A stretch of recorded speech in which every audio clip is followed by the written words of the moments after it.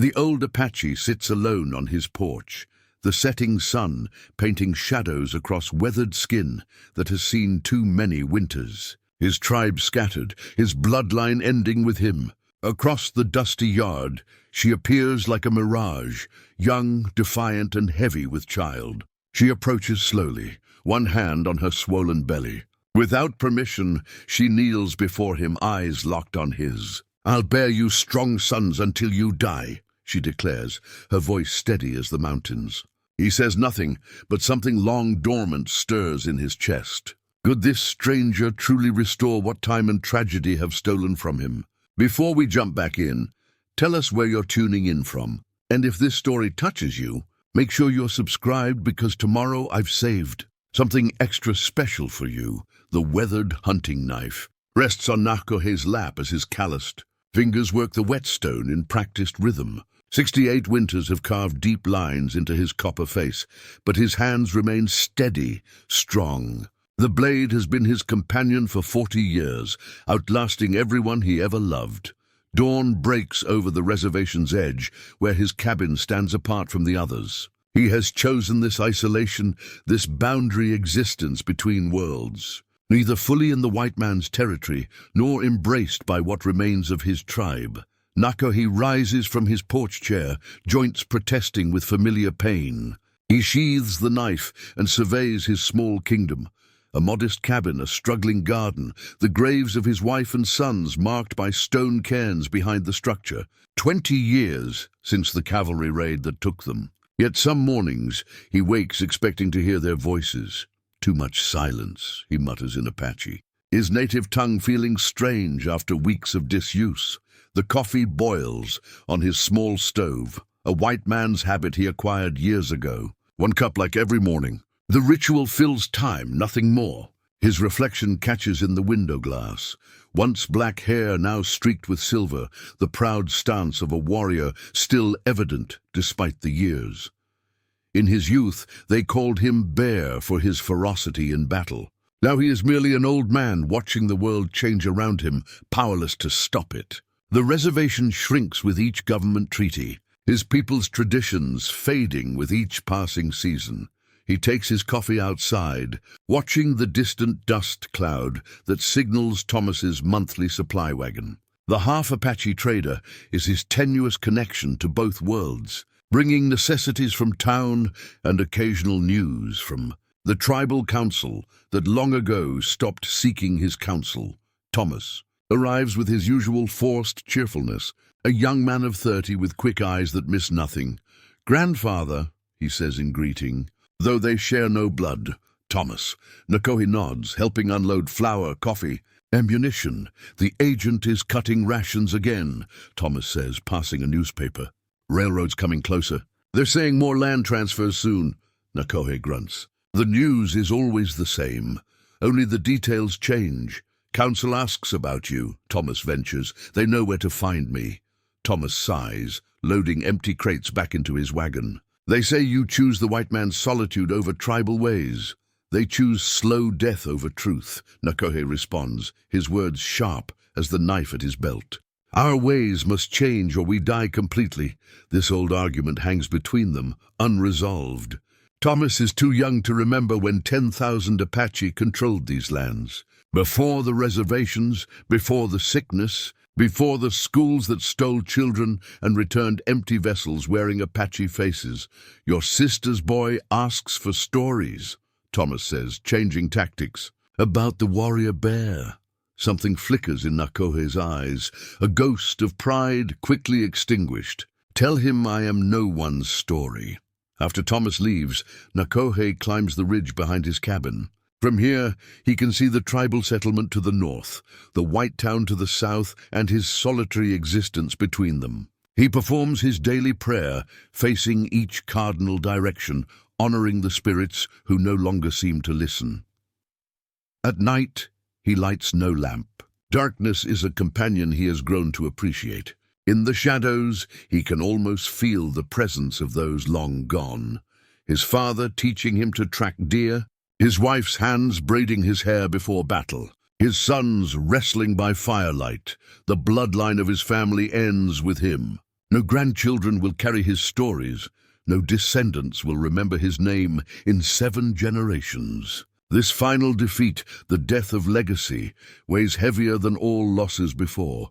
Wind rattles the cabin's thin walls. Nagohi pulls his blanket tighter, an old army issue he's mended countless times.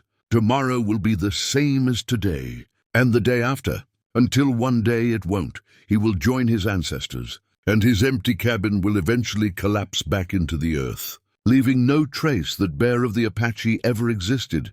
His last conscious thought before sleep claims him. This is what it means to be truly conquered. Not the loss of land or freedom, but the loss of continuation. The end of your story.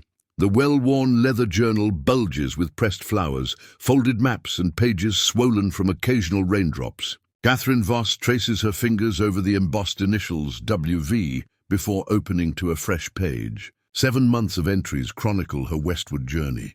Each day's writing smaller than the last as she conserves precious paper. 3 miles from the Apache settlement, she writes in neat penmanship that betrays her Boston education. Tomorrow I meet this bear they speak of.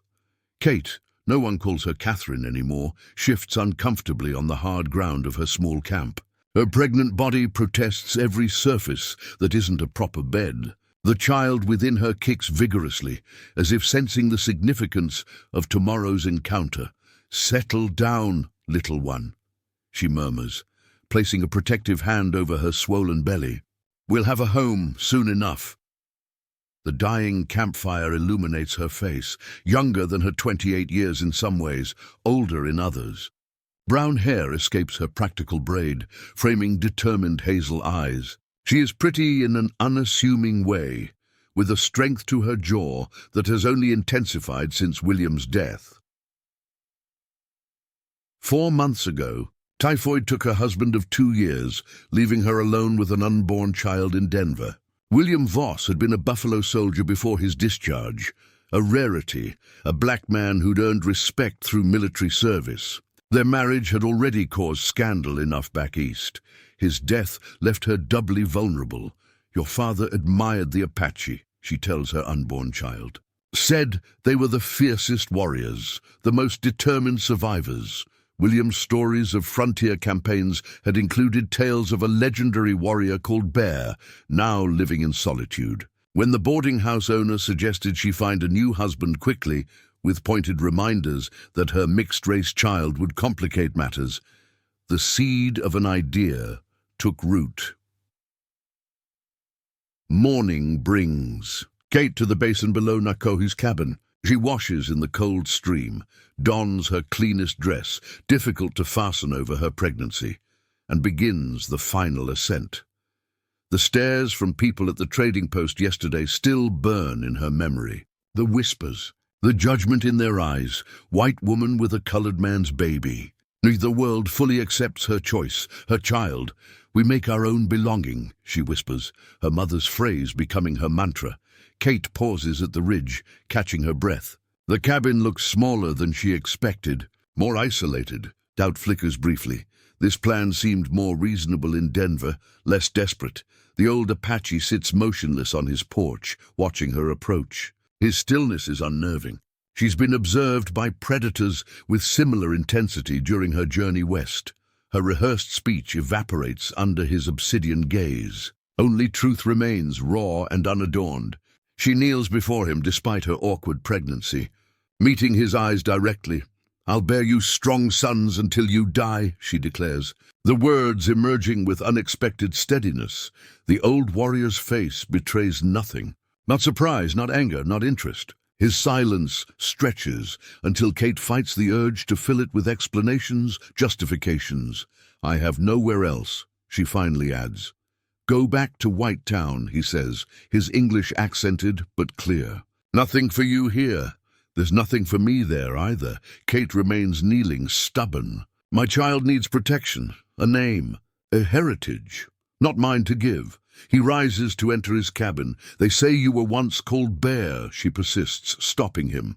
"That you protected your people." Something dangerous flickers in his eyes. "Bear died with his family. I am Nakohe. Just old man waiting to die, then we'll wait together." Kate struggles to her feet, wincing at the strain. My husband respected the Apache ways. Before he died, he spoke of your people's strength, your husband. His gaze drops to her belly, buffalo soldier. 25th Infantry. Recognition crosses his weathered features. The colored cavalrymen had sometimes treated with the Apache differently than white soldiers. His child has no place in white world or black, Kate continues, just as you have no place in either world. We're both between Nakohe. He studies her with ancient eyes that have witnessed too much suffering to be easily moved. Then, without a word, he enters his cabin, closing the door. Kate stands alone in the yard, the high desert sun beating down. She squares her shoulders, locates a shaded spot near the cabin's edge, and carefully lowers herself to the ground. He didn't say leave, she tells her unborn child, pulling her journal from her bag to record this encounter. And that's enough for today. The dented tin cup sits between them on the porch step, neither willing to acknowledge its significance. 3 days since the white woman arrived.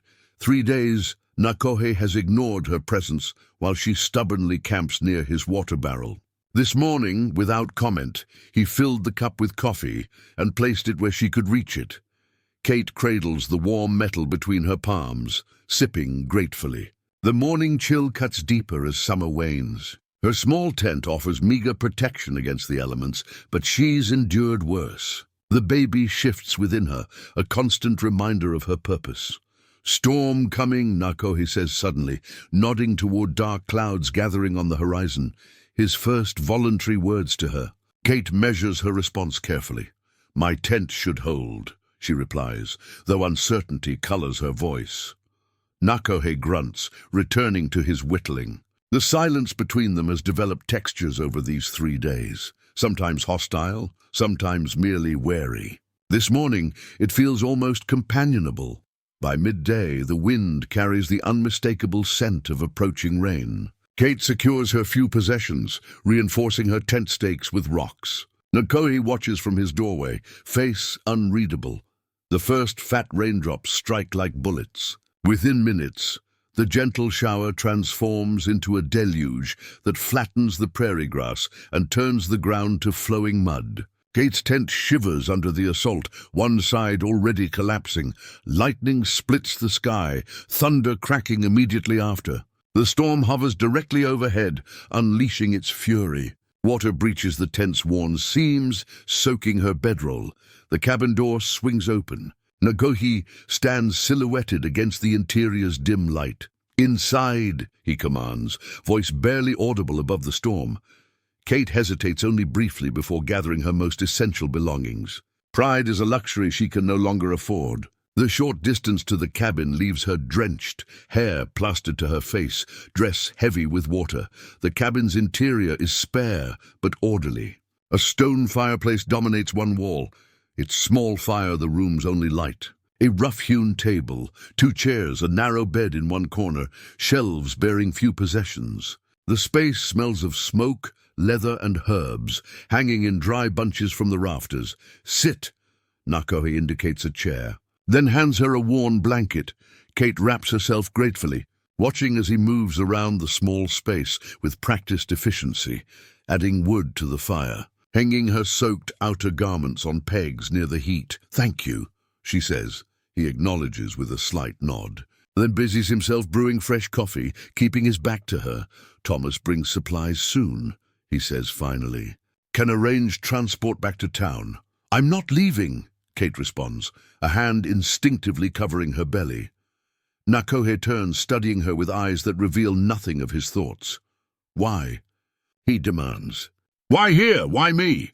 The questions hang between them, finally voiced after days of silence. My husband told me stories, Kate begins, choosing words carefully. He fought Apache before he understood them. Later he respected them more than his own commanders. One white man's respect changes nothing, Nakohe counters. He wasn't white. He was a buffalo soldier. Understanding crosses Nakohe's face. The colored cavalry, Kate nods. William said that of all people he encountered, only the Apache truly understood what it meant to be seen as less than human while being more than what others believed. The old warrior's expression softens almost imperceptibly. "This child," Kate continues, hands cradling her belly, "will be neither white nor black. Neither world will claim them fully. Just as the Apache are caught between worlds. Outside the storm rages, punctuating her words with thunderclaps. I can work," she offers. "I can cook, clean, tend garden.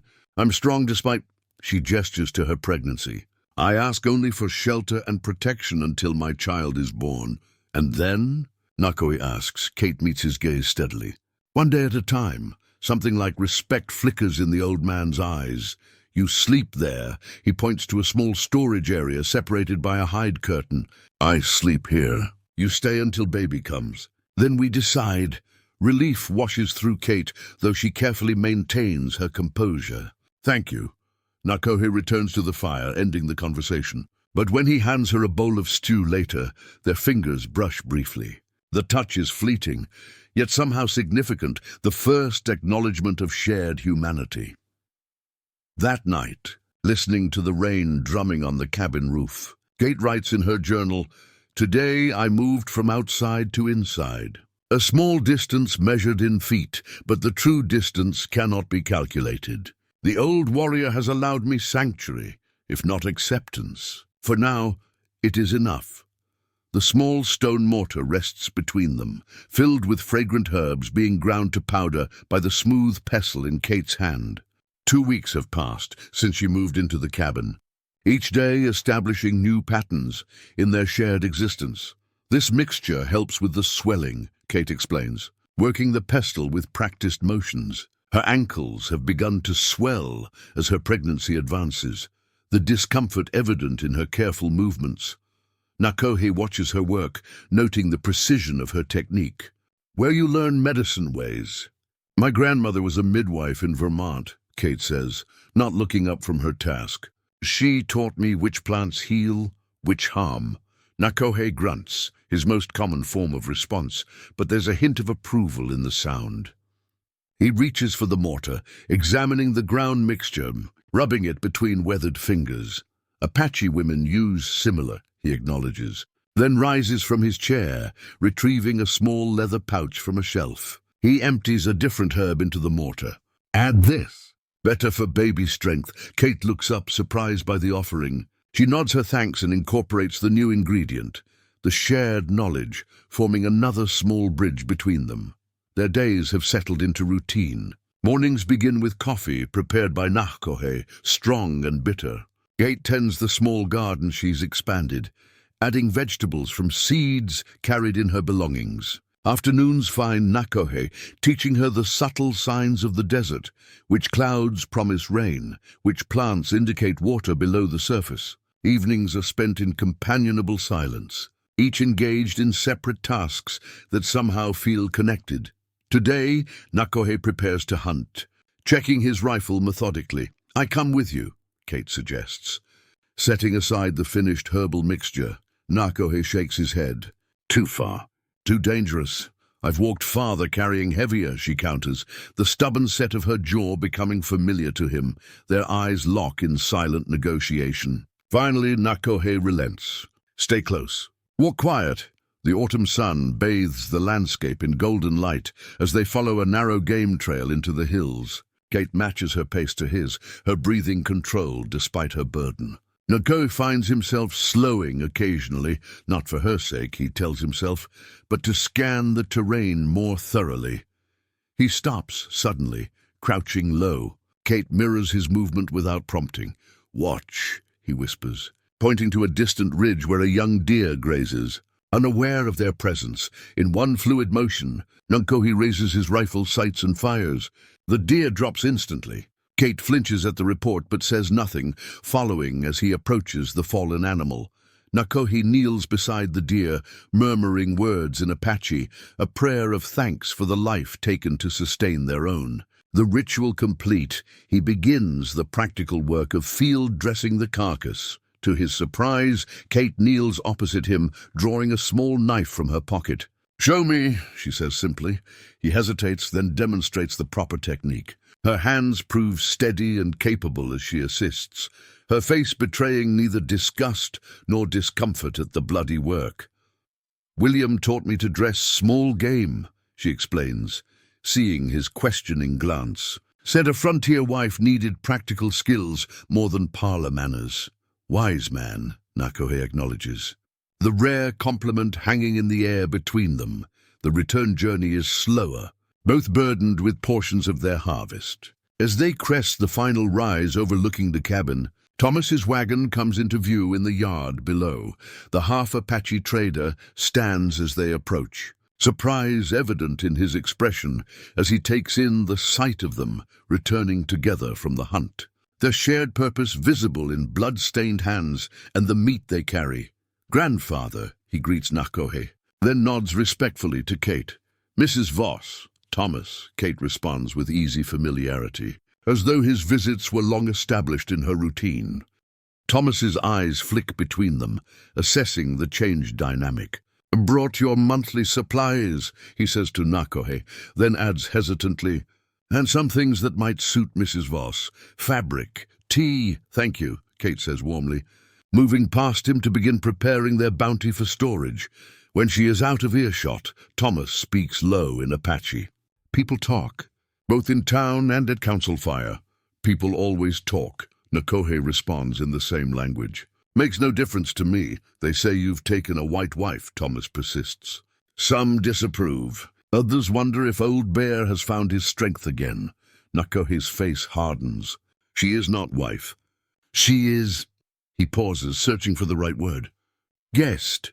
Thomas looks unconvinced, but knows better than to argue. As he departs, he glances back to see Kate and Nakohe working in tandem to hang strips of venison for drying, their movements unconsciously synchronized, like dancers familiar with each other's rhythms.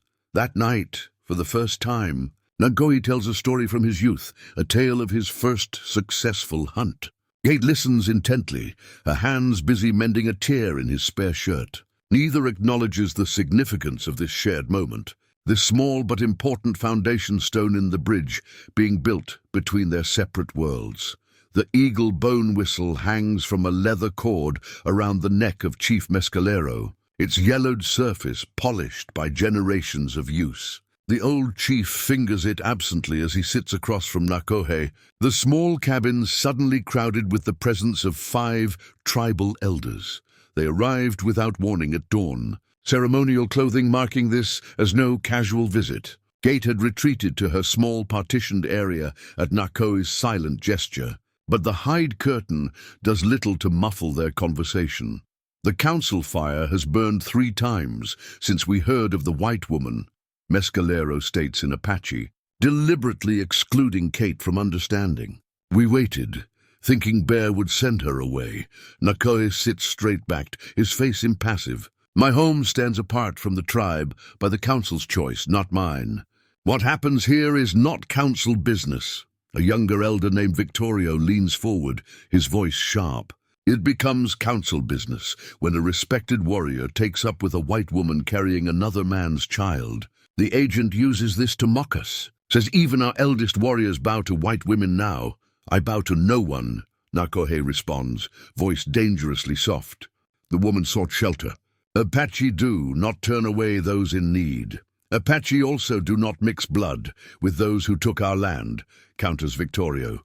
The eldest among them, Greyhawk, raises a gnarled hand for silence. When he speaks, his voice carries the weight of 90 summers. "We did not come to judge, only to understand. This woman, she is not the first white face to share your fire.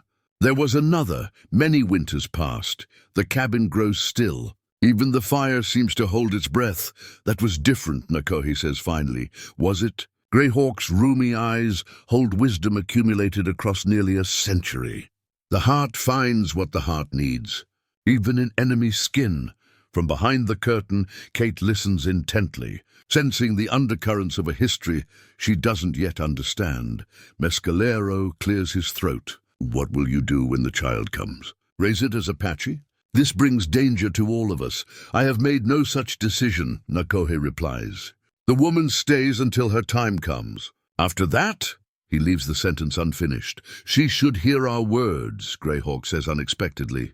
Call her forth. Nakohe hesitates, then speaks in English. Kate, come out now. She emerges with quiet dignity, her advanced pregnancy evident beneath her simple dress. She meets each elder's gaze directly before lowering herself carefully onto the remaining chair. You understand why we come? Mescalero asks in halting English. I understand your concern, Kate answers steadily. But I mean no disrespect to your people or your ways. Victorio scoffs.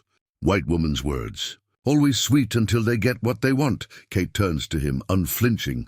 I want only safety for my child. Nothing more. Your child is not Apache, Victorio states flatly. My child is neither white nor black nor Apache, Kate responds. Like many in this changing world, they will walk between different circles. I came to Nakohe because my husband spoke of Apache wisdom, of how your people understand what it means to adapt without surrendering who you are. Her words, translated by Mescalero for those who don't speak English, create a thoughtful silence. Greyhawk studies her face before speaking. Why did you say you would bear him sons? This is not truth. Kate's cheeks flush slightly. I needed him to listen. To understand, I was offering something of value, continuation, legacy. When Mescalero translates this, a murmur passes through the elders. Nakohe's expression remains unreadable, but something shifts in his posture. What does the child's father's people say of this arrangement? Greyhawk inquires. They say nothing. They are not part of our lives. Kate answers simply. Another long silence falls as the elders exchange glances, communicating in the subtle language of those who have known each other for decades. Finally, Mescalero speaks. We cannot forbid what happens in Nakohe's home. But know this, woman. If you bring trouble to our people, if you speak of our ways to outsiders, if you claim rights to our land, we will not be so understanding. Kate nods solemnly. I seek only shelter, not ownership. I respect your ways and your privacy. The elders rise to leave, but Greyhawk pauses beside Nakohe, speaking so softly only he can hear. She has your first wife's courage. Perhaps the spirits have sent you a second chance. Nakohe's jaw tightens, but he makes no response. As they depart, Victorio lingers in the doorway, his young face set in rigid lines. Remember who you are, Bear. Remember what they did to your sons. When they are alone again, Kate breaks the heavy silence. What happened to your first wife? Nakohe stares into the fire. She died, long time ago. I'm sorry, Kate says simply. Don't be sorry, Nakohe responds, his voice distant. Be careful. Victorio lost 3 sisters to white men. He will watch you. Kate places a protective hand over her belly. And you? Will you send me away after the council's visit? Nakohe finally looks at her, his dark eyes reflecting the firelight. I said you stay until baby comes.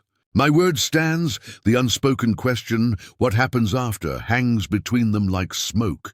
Visible but impossible to grasp, the red clay bowl, passed through generations of Apache women, sits filled with clean water beside Kate's pallet.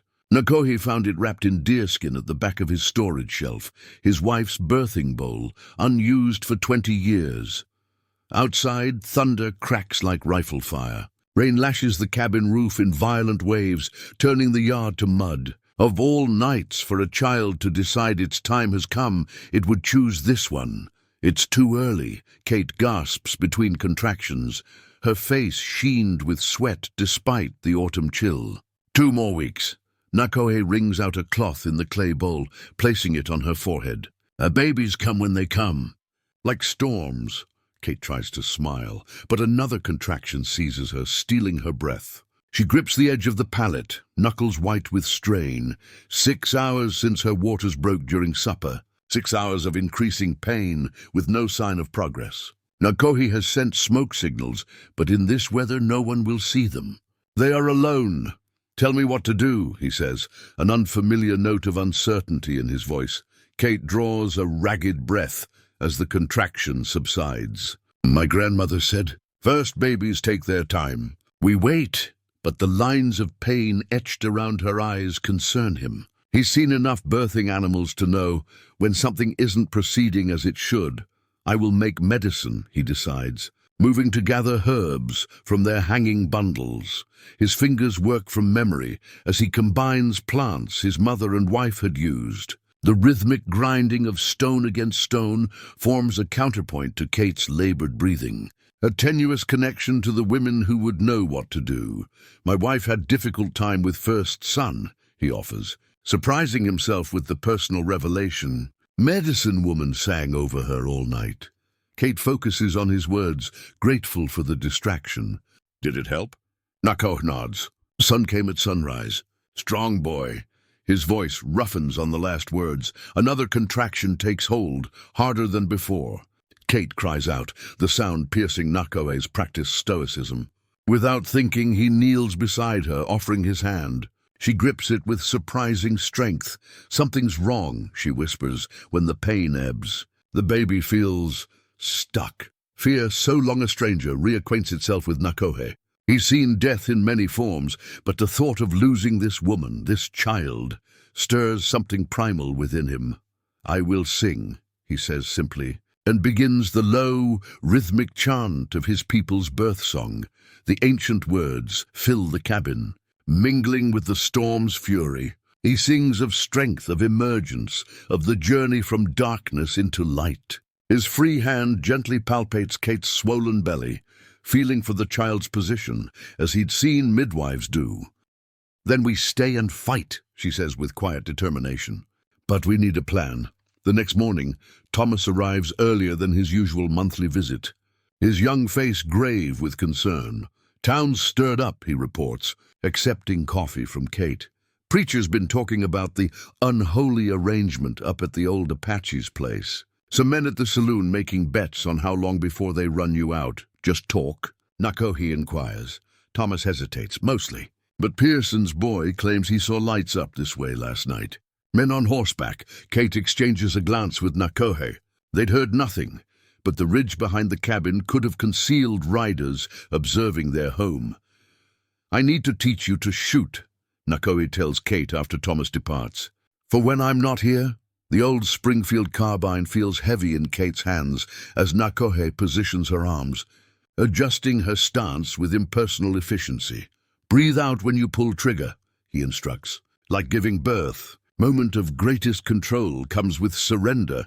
Kate squeezes the trigger, the rifle's kick bruising her shoulder. Her shot misses the tree target by several feet. Again, Nakohe says, his voice neither approving nor condemning. By their 8th session, Kate can hit the target consistently. Nakohe nods once, his highest form of praise. Why is this happening now? Kate asks, as they walk back to the cabin where David sleeps. We're not harming anyone. We threaten them without action, Nakohe explains. Show different way to live. Make them question their truths. That night, a single gunshot cracks the darkness. The bullet embeds itself in the cabin wall above their heads. David wakes screaming, while Nakohe moves with the fluid grace of a warrior. Extinguishing the lamp and positioning himself by the window. Stay down, he orders Kate, who clutches David to her chest, her heart pounding. No second shot comes, but sleep eludes them.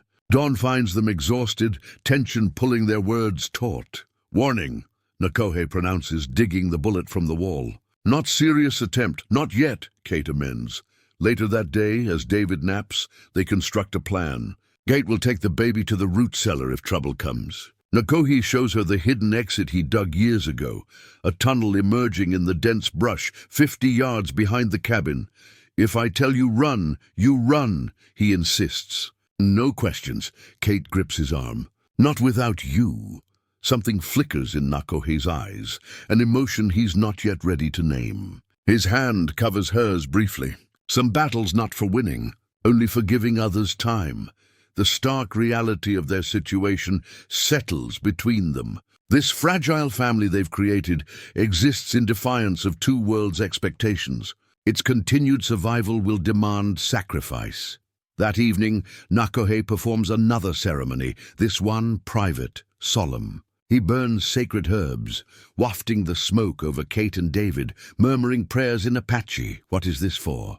Kate asks. Protection, Nakohe answers simply. Old magic. Strong magic. Later, as moonlight paints silver patterns across the cabin floor, Nkohi speaks from his place by the hearth. Sheriff's watch belonged to Lieutenant Davis. His voice carries decades of controlled rage. Man who ordered attack on my village, who took my wife and sons. Kate remains silent, understanding the rare gift of his confidence. Watch stopped at moment of his death, Nkohi continues. Now Sheriff brings it here to remind me of place. What will you do? Kate asks. Nkohi's smile holds no humor. Same thing I did then. Survive, protect what is mine. The word mine encompasses more than land now. It includes her and David. The declaration, never spoken directly, warms Kate despite the chill of fear that has become their constant companion. The tattered primer book lies open between them, its dog-eared pages yellowed with age. Kate traces the simple alphabet with her finger as David, now 6 months old, watches with solemn eyes from her lap. A is for apple, she recites. B is for bear. Bear is Nkohi in Apache, the old warrior interjects from his place by the fire. Better word to learn. Kate smiles, but tension underlies the exchange. The primer represents the first visible crack in their hard-won harmony, a fundamental disagreement about David's future that has simmered for weeks. He should know both, she responds carefully. English opens doors that would otherwise remain closed to him. English took Apache children, put them in schools far away, cut their hair, beat their language out of them. Nkohi's voice remains level, but his eyes darken with memories. This is beginning of that path. This is different, Kate insists. I'm his mother, teaching him in his home. Now, what about later? Nkohi sets aside the arrowhead he's been crafting. You speak of schools in East, places where mixed-blood child will never belong. The argument circles familiar ground, wearing a deeper path each time they traverse it. 6 months of relative peace since David's birth has allowed other concerns to surface. Fundamental questions about identity, belonging and future that neither had fully considered in the urgency of earlier days. I want him to have choices, Kate says, closing the primer. More than either of us had. Choice is illusion, Nkohi counters. World decides who you are before you speak first word. David fusses, perhaps sensing the undercurrents. Kate bounces him gently, her frustration evident in the tightness around her eyes. Is that why you hide up here? She challenges. Because you believe nothing can change. Nkohi rises abruptly, moving to the door. I have seen change, rarely for better. He steps outside without another word, the door closing firmly behind him. Kate sighs, pressing her cheek against David's downy head. Your father was caught between worlds too, she murmurs. He said it was like having your heart split in 2 pieces, never whole in either place. The admission that she still thinks of William as David's father adds another layer to her confusion. What is Nkohi to them? Protector, certainly. Provider. But something more has grown in these months of shared danger and quiet evenings. Outside, Nkohi walks a familiar path to the ridge overlooking the valley. The reservation sprawls to the north, shrinking yearly as government agents redraw boundaries. To the south, the town expands steadily, a harbinger of the future that will eventually swallow everything.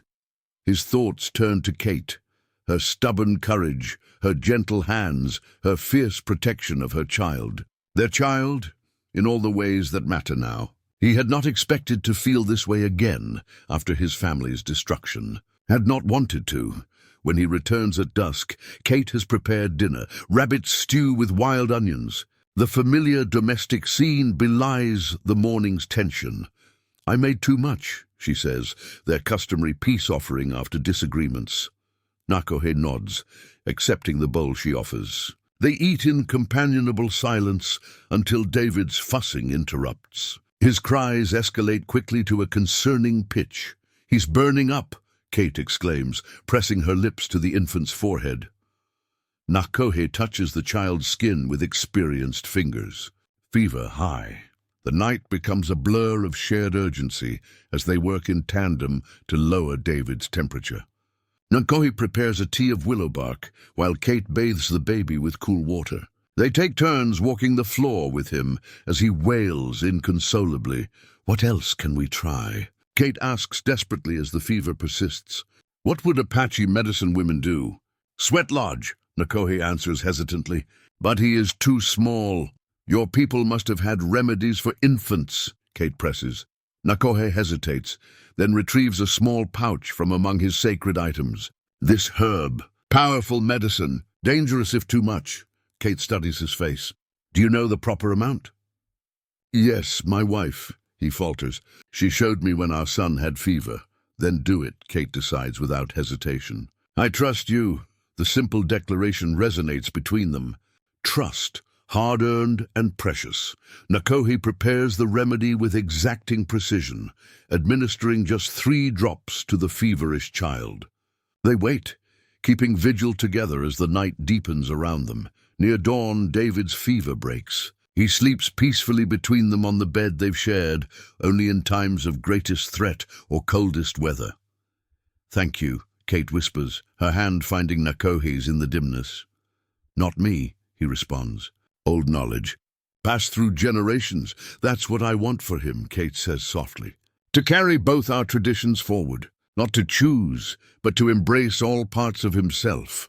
Nakohe is silent for a long moment. "Not easy path." "No," Kate agrees. "But it's his path. Our path now."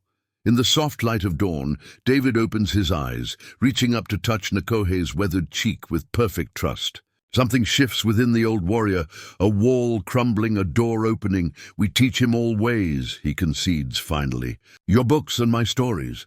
But we teach him here, not in white man's school." "Not yet."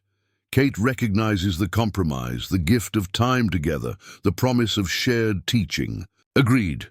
The primer remains on the shelf that day, but Nakohe tells David a traditional story that evening, one of Coyote learning wisdom by walking between different worlds. Kate listens as intently as if the tale were meant for her, understanding that perhaps it is. The circle of river stones marks the center of their celebration, each smooth pebble placed with ceremony around a small fire. Today marks David's first year of life, an achievement that once seemed uncertain in the face of fever, threats, and the harsh realities of frontier existence. "In my tribe," Nakohe explains as he positions the final stone, "first birthday shows child has strong spirit, worthy of name." "But David already has a name," Kate says, watching as the old warrior arranges small offerings around the circle, a feather, a carved wooden toy, a piece of sweetbread. "Birth name is Whisper," Nakohe responds. "First year name is First True Voice." Kate adjusts David on her hip. The boy has grown sturdy, with William's broad shoulders and Nakohe's watchful eyes. Though no blood connects them, Kate has noticed David adopting the old Apache's mannerisms, the thoughtful tilt of his head, the quiet observation before action. "What will his year name be?" she asks. "We will see," Nakohe says cryptically. Name shows itself in ceremony. As dusk approaches, they gather at the stone circle. David sits contentedly in the center, playing with the river stones, occasionally babbling syllables that hover on the edge of meaning. Nakohe begins a low chant, moving sunwise around the circle. Kate follows, having learned enough Apache to join the simple, repetitive phrases. The syllables feel strange on her tongue, yet increasingly natural with each passing month. David watches them with solemn eyes, unnaturally quiet as if sensing the moment's importance. As the chant builds, Nakohe adds movements, graceful gestures that tell a story of growth, protection, and continuity. Without instruction, Kate follows, her body remembering patterns from other ceremonies they've shared across the seasons. In this moment, under the deepening purple of the high desert sky, the strangeness of their arrangement falls away. They are simply family honoring their child, an act as old as humanity itself. Nakohe stops suddenly, listening. A nightbird calls from the darkness, its voice pure and haunting. "Kage," he says decisively. "Raven, clever one who walks between worlds." He kneels before David. "This is your year name, little one. Kage." David reaches out, touching Nakohe's cheek with perfect trust. "Gay," he repeats, his first intentional sound beyond simple babbling. Kate gasps softly. "He's speaking. He is answering," Nakohe corrects, a rare smile transforming his weathered face. "Accepting his name." Later, as David sleeps exhausted from the excitement, Kate and Nakohe sit before the cabin, sharing coffee laced with the whiskey Thomas brought as a birthday gift. "Thank you," Kate says quietly. "For what?" "For this life. For accepting us. For—" She hesitates, seeking the right words. "For creating something new from broken pieces." Nakohe studies the stars, their familiar patterns grounding him as emotions he's long suppressed rise to the surface. "I thought path ended when family died," he admits, the whiskey perhaps loosening his customary reserve. "Just waiting for my own death. Then you came, with an outrageous proposition," Kate adds with a soft laugh. "With truth," Nakohe counters. "You said you would bear sons until I die. Different meaning now, but still truth. The implication hangs between them, that David is, in all ways that matter, Nakohe's son. That their improvised arrangement has become something deeper, more permanent than either anticipated." Kate sets aside her cup, turning to face him directly. "What are we, Nakohe? What would your people call this?" The question has simmered unspoken through seasons of shared work, danger, and quiet evenings. They have moved from reluctant cohabitation to partnership, to something that lacks definition in either of their traditions. "Apache have no word for what we are," he answers finally. "White people neither, I think? Does it need a name?" Kate asks. Nakohe considers, his dark eyes reflecting starlight. "Names have power, but some things—" He gestures to the space between them, too big for words. A comfortable silence settles around them. From inside comes David's soft murmur as he stirs briefly before settling again. "My people dance to celebrate," Nakohe says unexpectedly, rising to his feet with a grace that belies his years. He extends his hand to Kate. "I will teach you." Under the vast canopy of stars, he shows her the simple steps of a traditional Apache social dance. Their hands touch, separate, return, a physical manifestation of the rhythm they've developed in daily life. Kate follows his lead, her movements growing more confident as the pattern emerges. No music accompanies them beyond Nakohe's deep voice, softly singing words Kate doesn't understand, but feels resonating through her body. They circle the yard, their shadows merging and separating in the moonlight. When the dance ends, they stand closer than they began, slightly breathless, connected by more than joined hands. "In Boston," Kate says softly, "this would be scandalous." "In my tribe also," Nakohe admits. Man and woman dancing alone under stars, neither moves away. The moment stretches, fragile and significant. "Winter comes soon," Nakohe observes, his voice rougher than usual. "Nights get cold." "Yes," Kate agrees simply, understanding the unspoken question. "They do." Later that night, when David wakes crying, they rise together from the shared bed, their movements synchronized like dancers who have always performed as one.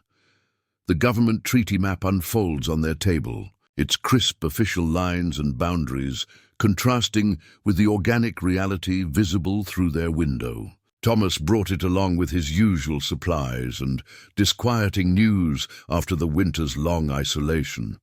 "They're redrawing the reservation boundaries again," he explains, his finger tracing a new line that cuts perilously close to Nakohe's cabin. "Moving everyone to the north section by summer's end." Nakohe studies the map, his face impassive, though Kate recognizes the subtle tightening around his eyes that signals deep concern. "How much time?" 6 months, maybe less, Thomas answers.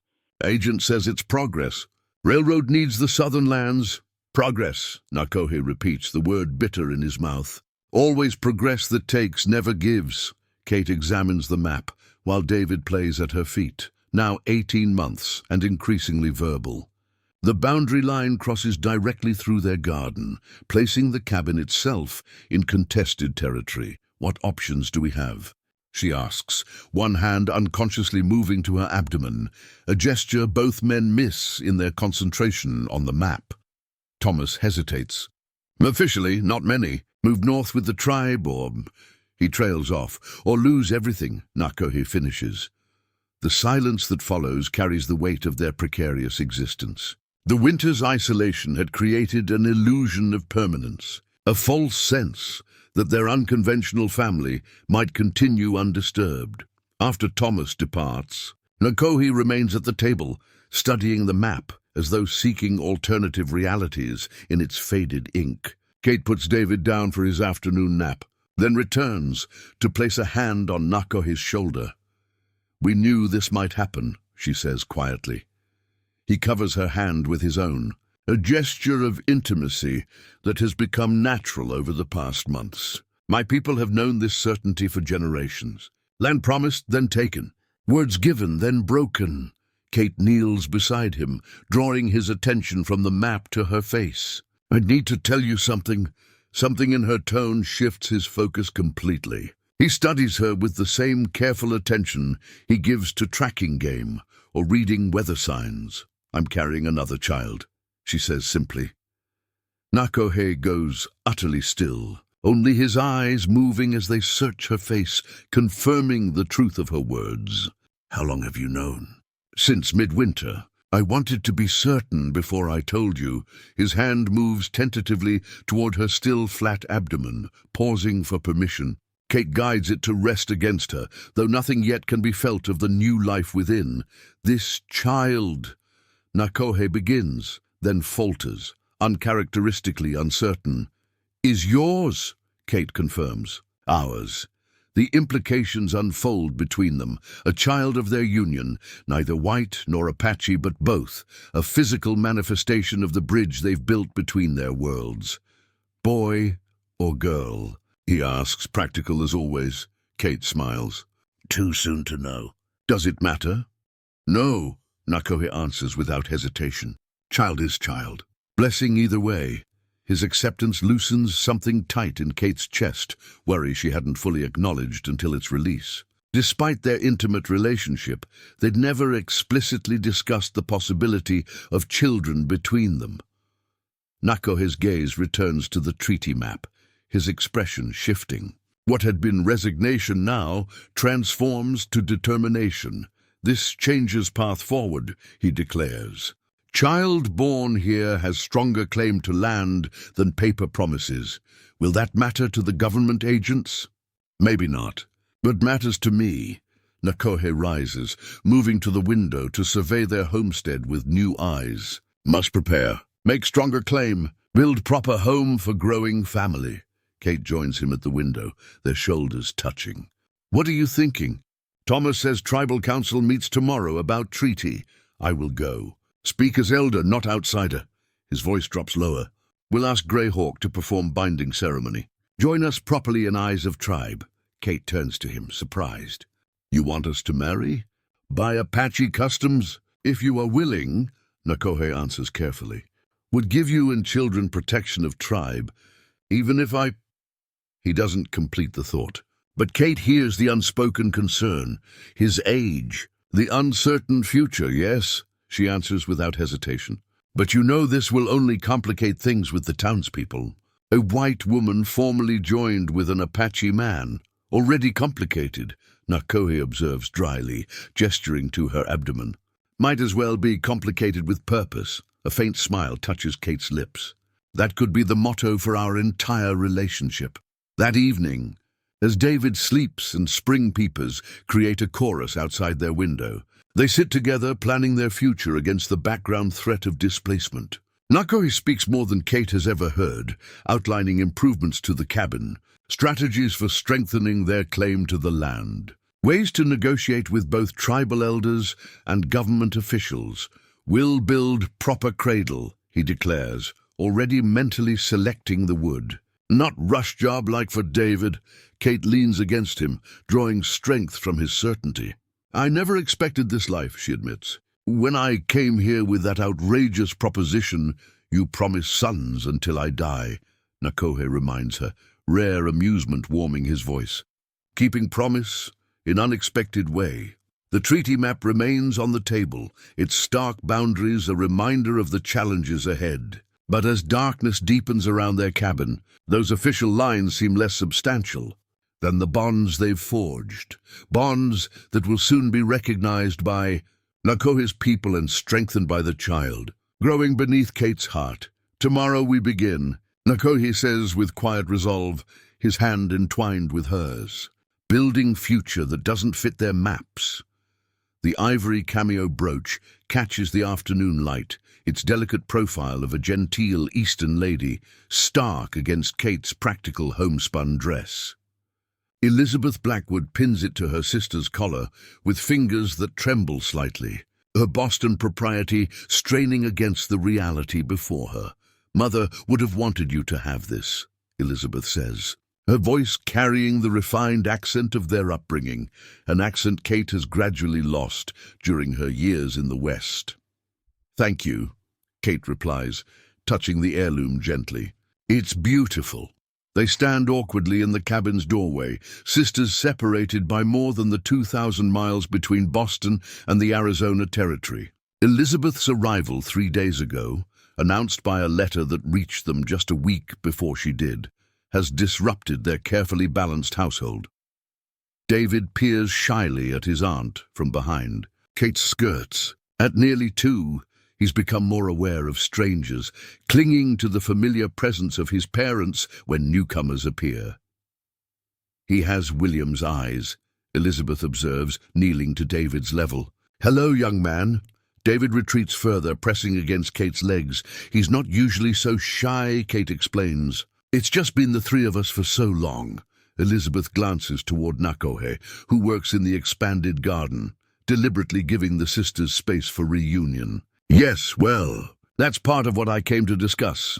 Kate sighs, recognizing her sister's diplomatic tone, the one Elizabeth uses when preparing to deliver uncomfortable truths. "Let's sit on the porch. David can play where I can see him, once settled on the rough-hewn bench, with David cautiously exploring the yard under their watchful eyes." Elizabeth broaches the subject that has hovered unspoken since her arrival. Father's will was finally settled, she begins, smoothing her travel-wrinkled skirt.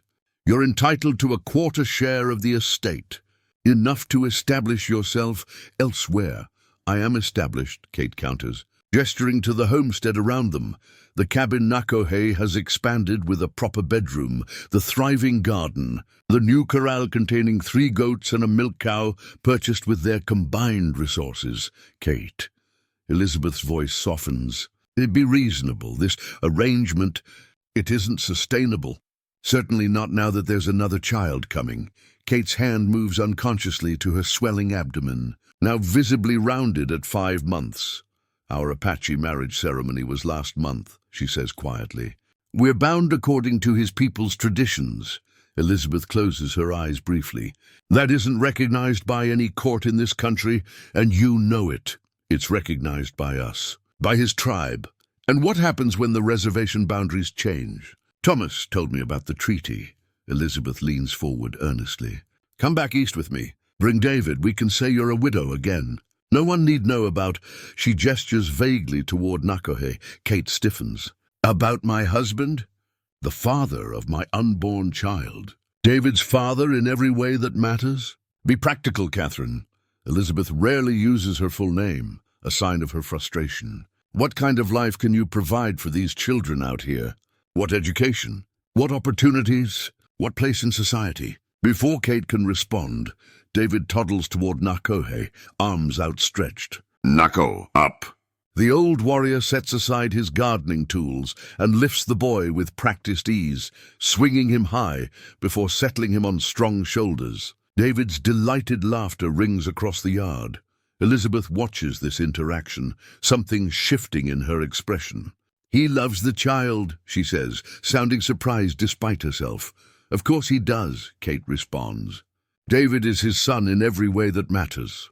They watch as Nakohe points out something in the distance to David, speaking in a mixture of English and Apache that has become the boy's native tongue. "I worried he might be—" Elizabeth hesitates, searching for a tactful word. "A savage?" Kate supplies sharply. "Isn't that what Boston society would call him?" Elizabeth has the grace to flush. You can't blame me for concerns. Your letters have been sparse. Kate softens, recognizing the genuine worry beneath her sister's judgmental exterior. I know. I'm sorry for that.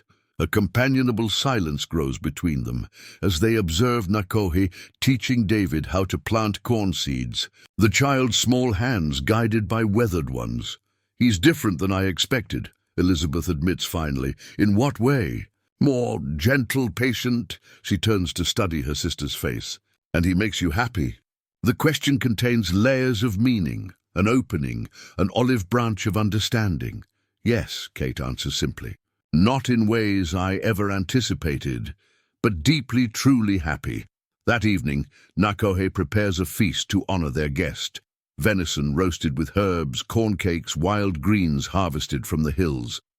He wears his ceremonial shirt, hair neatly braided, making an effort Kate recognizes and appreciates. Elizabeth watches wide-eyed as he offers a traditional blessing over the meal, David solemnly mimicking his father's gestures. Thank you for this welcome, she says after they begin eating. I've been less than gracious since my arrival. Nakohe studies her thoughtfully. You protect sister, natural.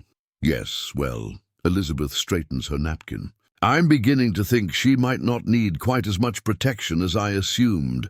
Later, after David sleeps and Elizabeth retires to the small room they've prepared for her, Kate finds Nakohe outside gazing at the stars. Your sister has her mother's face, he observes. But your spirit. Kate leans against him, his arm automatically encircling her. She's trying to understand. Difficult journey between worlds, he acknowledges. You made it. Perhaps she will too. The ivory cameo at Kate's collar catches moonlight, transforming from a symbol of her past to a bridge between worlds, much like the child growing beneath her heart, much like the family they continue to forge against all expectations. The marriage certificate lies unfolded on the sheriff's desk, its official language and county seal representing a reality that exists only on paper. Sheriff Donovan taps it with a tobacco-stained finger, his expression a mixture of triumph and distaste. Territorial laws clear. Mrs. Voss, cohabitation without legal marriage is a crime, especially, he glances at Kate's now prominent pregnancy, be in your condition. Kate stands straight-backed, despite the weight of her 7-month belly, one hand resting protectively on David's shoulder. Elizabeth stands beside her, her Boston propriety temporarily set aside in solidarity. My sister is married according to Apache custom, Elizabeth states with unexpected firmness. The ceremony was witnessed and recognized by tribal elders, which carries no weight under territorial law, as you well know, Miss Blackwood. The sheriff leans back in his chair. I've been patient, given you folks plenty of time to regularize your situation. But complaints keep coming in, and with the reservation boundaries changing, it's time to resolve this matter. Kate meets his gaze steadily. What exactly are you proposing, Sheriff? 3 options. He counts them off on his fingers. 1, you marry a proper white man willing to take on your situation. 2, you return east with your sister. Or 3, you face charges of immoral cohabitation, lose custody of that boy, and spend time in territorial prison until after that baby comes. Then it'll be sent to a proper Christian orphanage. The threat hangs in the stuffy office like gun smoke. David presses closer to Kate's side, sensing the tension though not understanding its source. This is outrageous, Elizabeth begins, but Kate silences her with a gentle touch. I'll need to discuss this with my husband, Kate says, her calm voice belying the fear churning inside her. How much time do we have? Sheriff Donovan shrugs. I'm a reasonable man. 1 week, outside the sheriff's office, Kate lifts David into the wagon where Thomas waits. Elizabeth climbs up beside them, her face flushed with indignation. That odious man, she fumes as Thomas sets the horses in motion. How dare he threaten you this way? If Father were alive, Father would likely agree with him, Kate interrupts tiredly. Let's not pretend otherwise. The ride back to the cabin passes in tense silence. Nakohe waits on the porch, his face revealing nothing as they approach. though Kate knows he can read the outcome in their postures. After David is settled for his afternoon nap, the adults gather around the table. Thomas translates as Kate explains the sheriff's ultimatum.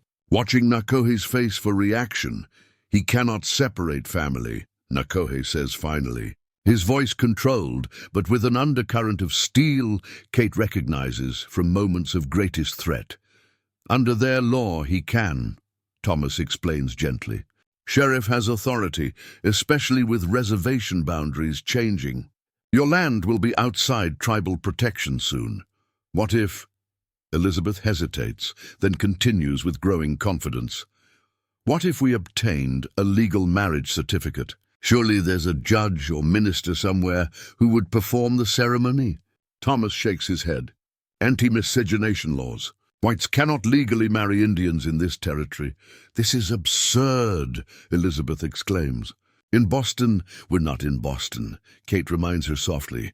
Nakohe rises abruptly, moving to the window. His shoulders hold the tension Kate has learned to recognize. The warrior preparing for battle will speak to tribal council, he announces. Tonight, what good will that do? Elizabeth asks. The sheriff made it clear that tribal customs don't matter to territorial authorities. Not about sheriff, Nakohe explains. About protection. Tribal status, Thomas straightens, understanding dawning. You're going to request full tribal membership for Kate and the children. That would place them under tribal jurisdiction rather than territorial law. Nakohe nods. Once was respected elder. We'll call on old debts, old friendships. Will the council agree? Kate asks. After all their concerns about our relationship? Not certain, Nakohe admits. But must try. The tribal council fire burns high against the night sky, illuminating the faces of elders seated in a circle. Kate, Elizabeth and Thomas wait at a respectful distance while Nakohe stands before the council. Speaking in Apache, too complex for Kate's limited understanding, his voice rises and falls with the formal cadence of traditional oratory. Occasionally, murmurs ripple through the assembled elders, some approving, others clearly dissenting. What's happening? Elizabeth whispers to Thomas. He's invoking ancient customs, Thomas replies quietly, reminding them of his family's standing before the massacre, his service as a warrior, his right to create a new family line after losing his first one. Grey Hawk, now well into his 90s, raises a gnarled hand. The council falls silent as the ancient elder speaks, his voice surprisingly strong. He says the old ways must sometimes bend to ensure survival, Thomas translates. That Nakohe's children, both the one born of another man and the one growing in Kate's womb, carry Apache spirit through their father's teaching, if not his blood. Victorio, the younger elder who had been most opposed to their union, rises to speak in rapid, passionate Apache. He disagrees, Thomas whispers. Says accepting white woman into tribe weakens their claim to separate status, undermines their fight against reservation boundaries. The debate continues as stars wheel overhead. David sleeps against Kate's shoulder, oblivious to the proceedings that will determine his future. Finally, Greyhawk raises both hands, signaling a decision. The elders fall silent as he speaks. The council will perform a blood ceremony at dawn, Thomas translates, excitement coloring his voice. Kate and David will be adopted into the tribe through sacred ritual. The unborn child will be born Apache. What does that mean for the sheriff's ultimatum? Elizabeth asks. Thomas's expression sobers. It complicates things. The tribal council will assert jurisdiction, but the territorial authorities won't recognize it easily. It creates a legal battle rather than an immediate solution.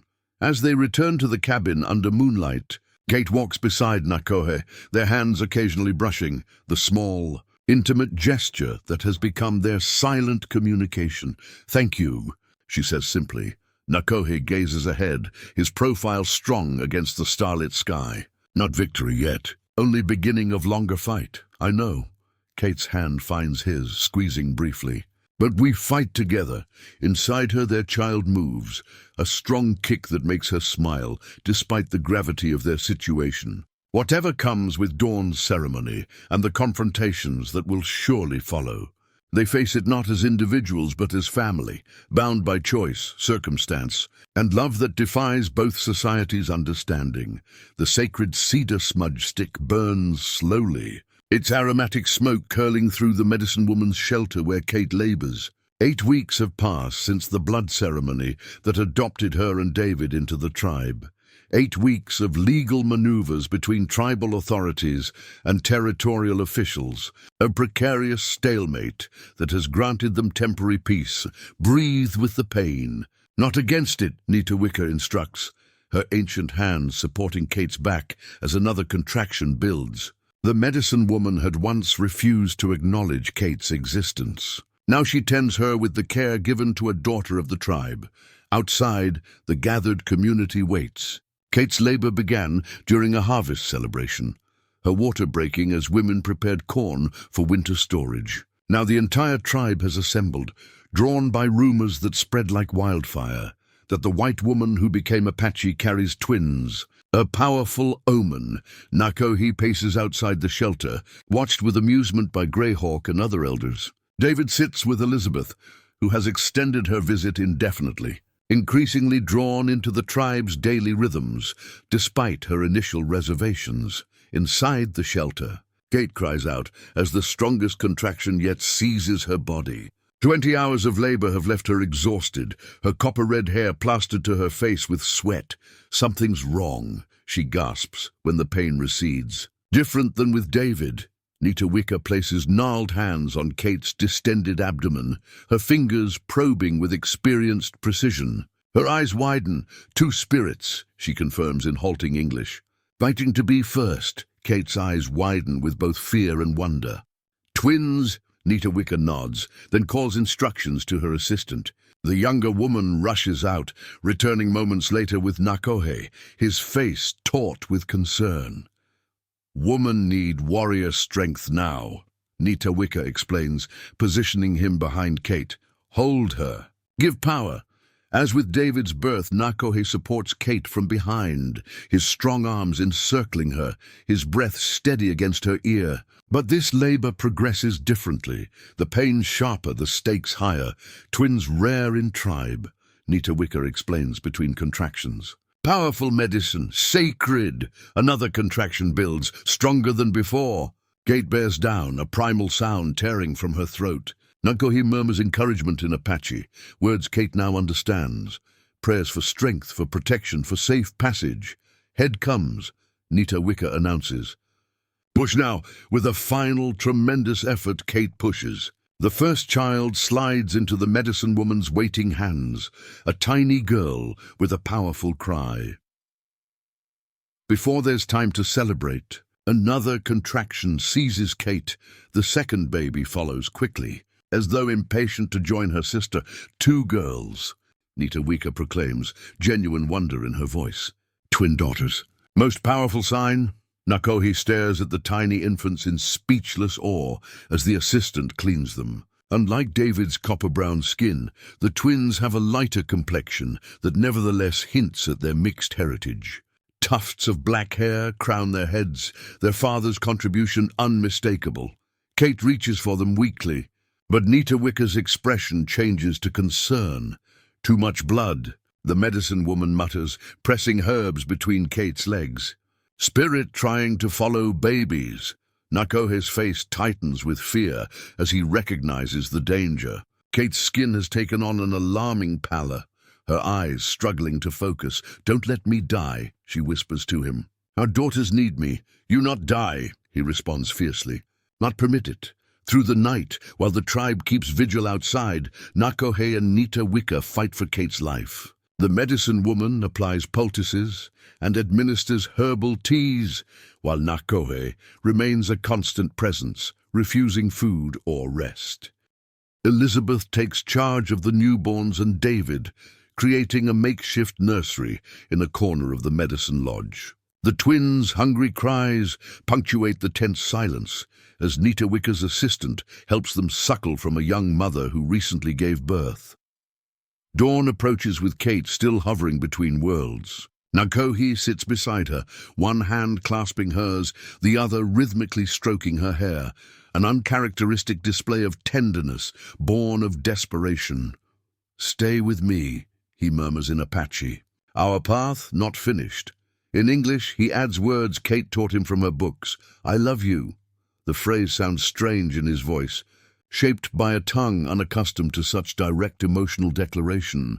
But its sincerity fills the small space. As first light filters through the lodge's smoke hole, Kate's fever breaks. Her eyes open, focusing slowly on Nakohe's exhausted face. "Our daughters?" she whispers. "Strong, beautiful." Relief transforms his weathered features. "Like mother." 3 days later, when Kate has regained enough strength to sit propped against Nakohe's chest, the naming ceremony takes place. The entire tribe gathers. The birth of twins considered significant enough to override lingering reservations about their unconventional family. Greyhawk presides, his ancient voice carrying surprising power as he calls the directions, the ancestors. The spirit forces to witness. "First daughter," Nakohe announces. Cradling the slightly larger twin is Hasea, she who rises. "Second daughter," Kate continues, holding the smaller twin who fought so hard to follow her sister, is Taluta. "Blood red." "Hasea and Taluta," Greyhawk repeats, marking each tiny forehead with red ochre. "Daughters of Bear and Copper Woman." He uses Kate's tribal name, given during her adoption ceremony. David watches wide-eyed, his 2-year-old face solemn with the ceremony's importance. Elizabeth stands nearby, her Boston Reserve long abandoned in the face of these life-and-death realities. That night, in the privacy of their lodge, moved temporarily to the tribal settlement during Kate's recovery, Nakohe sits beside his expanded family. David sleeps curled against Kate's side, while the twins nurse contentedly. "Twins a powerful omen," Nakohe explains quietly. "Many believe they share one spirit in 2 bodies. Tribe will protect them always, sacred children." "And the territorial officials?" Kate asks. "The legal questions surrounding their family remain unresolved. Cannot touch what they cannot understand," Nakohe answers with surprising confidence. "Our daughters change everything." Even Sheriff Donovan respects twin medicine. Kate studies his face, reading the certainty there. "You truly believe we're safe now?" "Not safe," Nakohe corrects, "but stronger." The path opens before us. The cedar smudge stick, nearly consumed, sends up a final curl of purifying smoke. In its fading light, Kate sees not an aging warrior and a displaced white woman, but simply a family, unconventional, unexpected, but undeniably real and increasingly protected by forces beyond mere law or custom. The battered leather schoolbook rests open on the expanded cabin's new table, its pages covered with David's careful handwriting, a blend of English letters and Apache symbols. At 7, he moves confidently between worlds, as comfortable reciting multiplication tables as tracking deer through mountain brush. 5 years have passed since the twins' birth changed everything. Their homestead has expanded, a second room added to the cabin, a proper barn raised with tribal help, garden plots that feed both their family and provide surplus for trade. The threatened reservation boundary changes never materialized, defeated by a combination of tribal resistance, legal maneuvers facilitated by Elizabeth's Boston connections, and changing federal policies.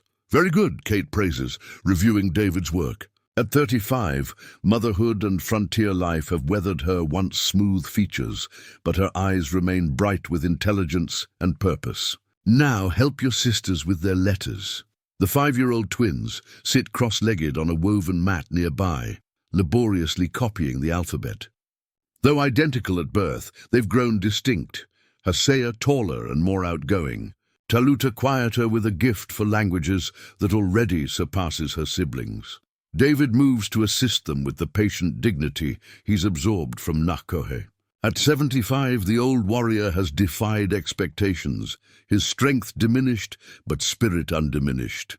Currently, he sits in the doorway cleaning his rifle, watching the road with habitual vigilance.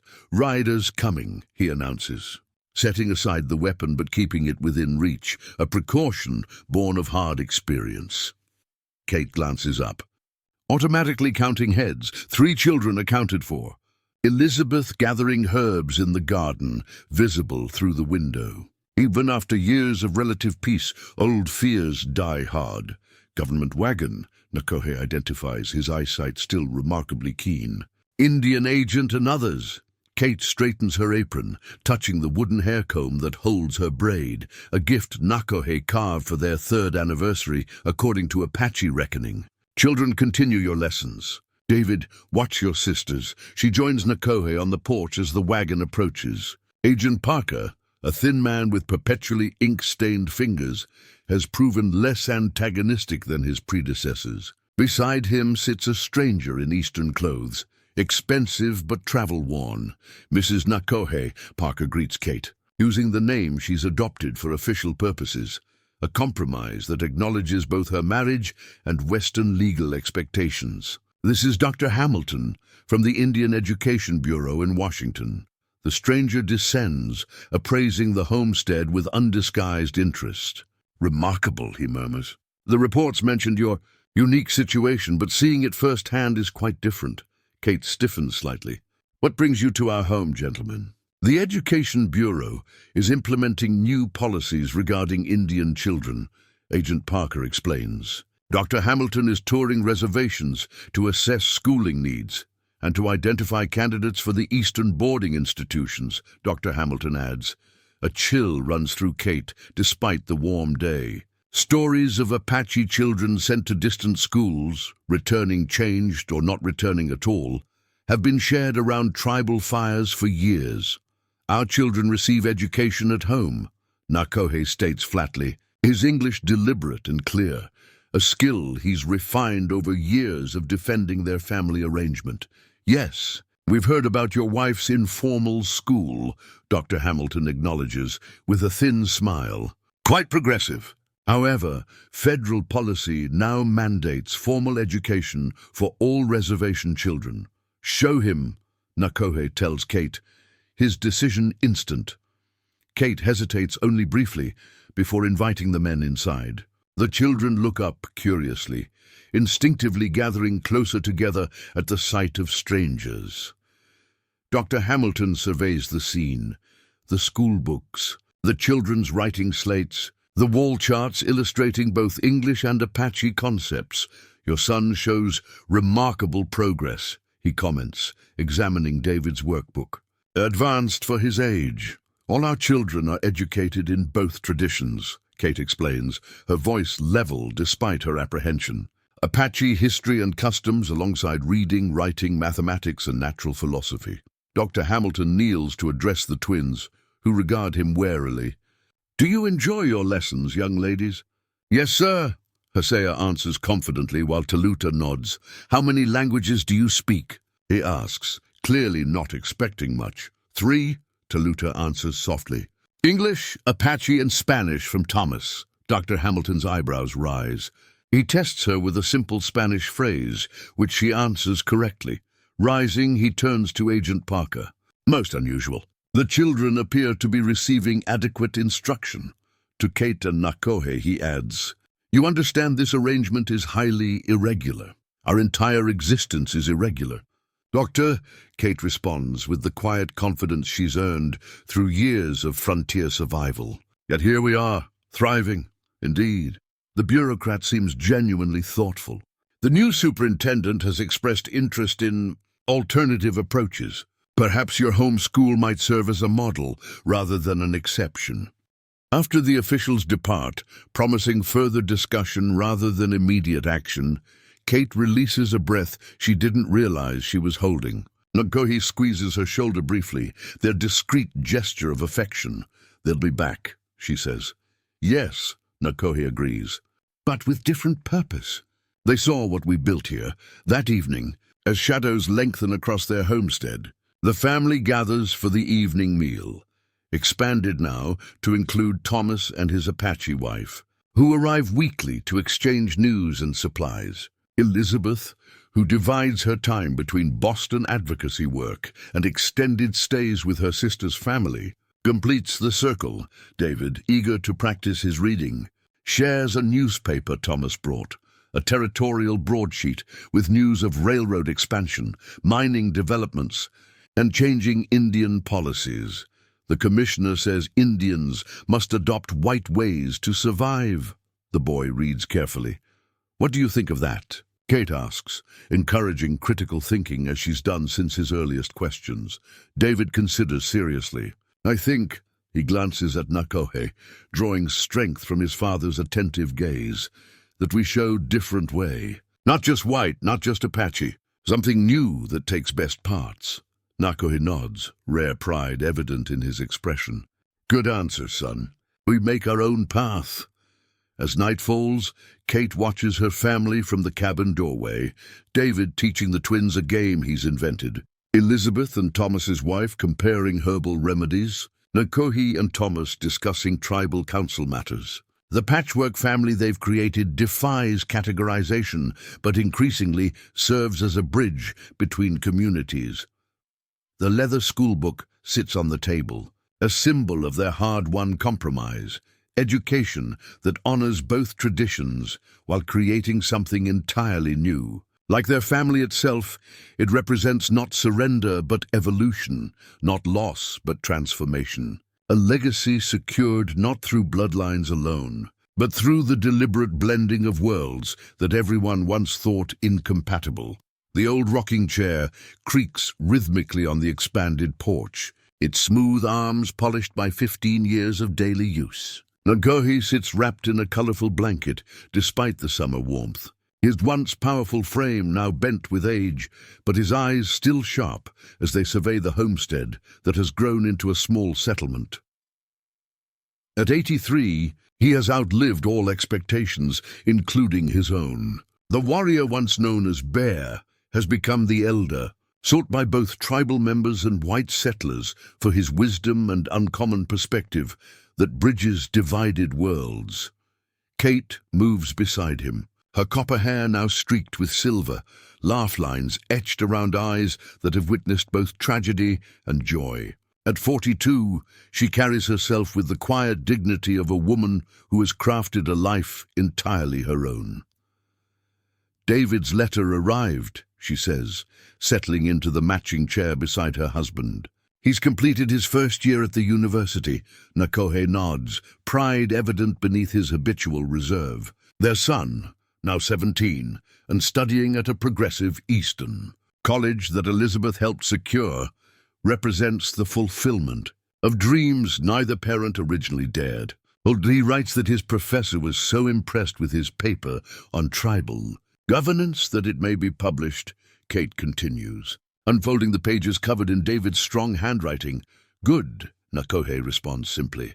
But Kate recognizes the depth of emotion contained in that single word. Their oldest child carries forward Nakohe's knowledge and perspectives into scholarly circles once closed to native voices. The twins race around the corner of the cabin, now 10 years old and inseparable, despite their different temperaments. Hosea leads their game as usual, her long legs carrying her swiftly across the yard, while Taluta follows with more deliberate grace. Grandfather! The council delegation is coming. Hosea calls, pointing toward riders approaching from the direction of the main reservation. Nakohe straightens, recognizing the formal procession, tribal leaders in ceremonial dress, Greyhawk's grandson among them, carrying the staff of authority. At 98, Greyhawk himself rarely leaves his lodge, but remains the spiritual center of the tribe. What's the occasion? Kate asks, helping Nakohe rise from his chair. Though he would never admit weakness, she understands his need for the subtle support of her arm. Honoring ceremony, Nakohe answers. Thomas mentioned preparation, but not day. The delegation dismounts with deliberate ceremony. Young Eagle, Greyhawk's grandson, approaches first. Showing proper respect with traditional gestures before speaking in Apache, the Council of Elders requests your presence. Honored elder for the wisdom feast tomorrow at sunset, he announces. Greyhawk himself will recognize your 83rd winter and your service to the people.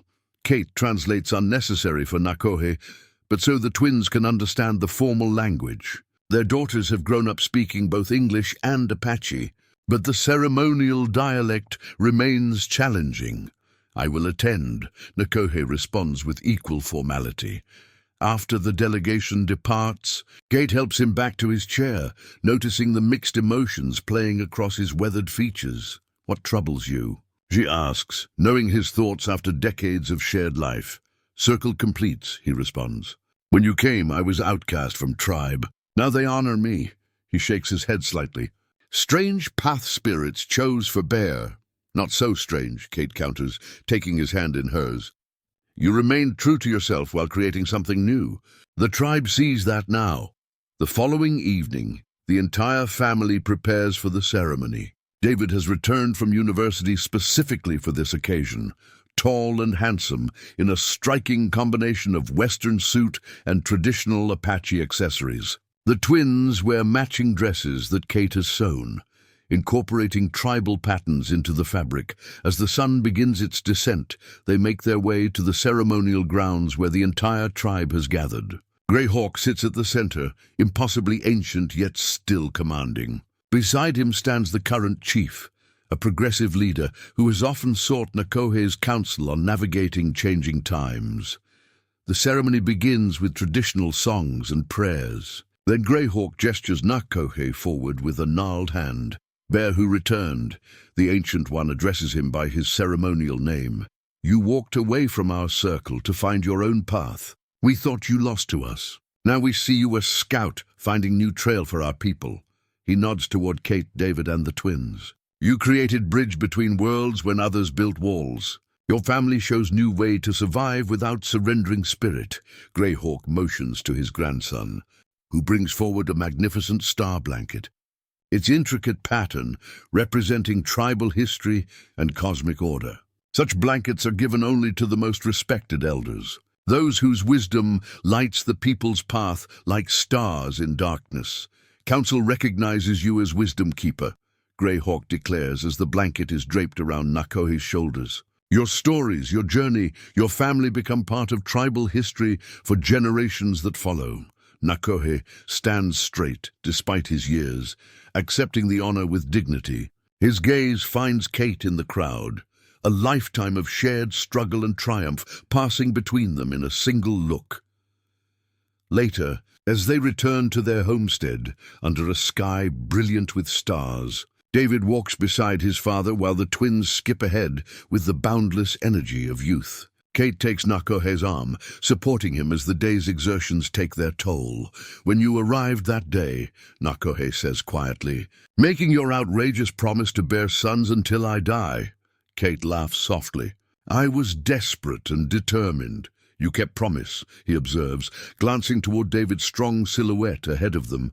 Different way than either of us imagined. Life rarely follows the path we expect, Kate responds, leaning slightly against his shoulder. But sometimes it leads somewhere better than we could have planned. From the porch, the old rocking chair awaits, no longer a solitary seat for a man resigned to loneliness, but one of a pair where an improbable couple watches their legacy unfold beneath the same stars that witnessed their beginning.